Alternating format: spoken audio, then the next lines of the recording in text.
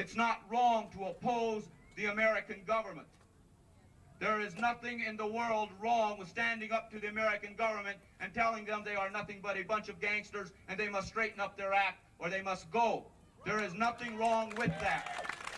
This is supposed to be a free society, and in a free society, if the government will not allow it to be free, then the people must make it free. There is nothing wrong in criticizing the President of the United States or their illegal law, their gangster law enforcement agencies. There is nothing wrong to stand up and protest against this. They would call us unpatriotic, or they would call us militant. They would call us radical or communist. We are the indigenous people of the Western Hemisphere. For 100,000 years, we were the indigenous people of the Western Hemisphere. 500 years ago, some white people came over here and called us Indians. And then they called us heathens, and they called us savages, and they called us hostile. They called us renegade. They called us red nigger. Now they call us militant and communist, but they never ever called us the people.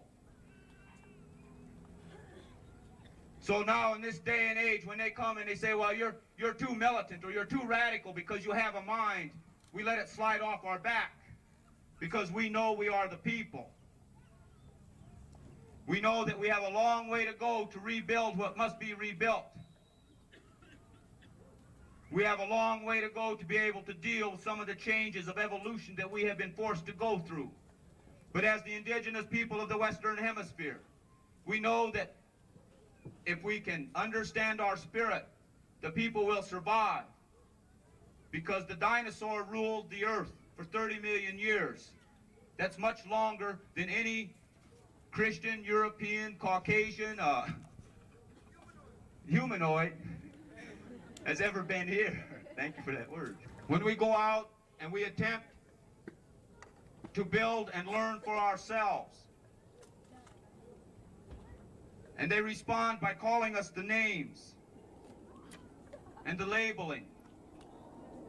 You know, I remember when I was going to school, they used to tell me that Russia's a bad country because in Russia they have secret police and your neighbors spy on you. They have informants come live next to you and tell what you're thinking. And then I grew up one day and realized I was in Russia.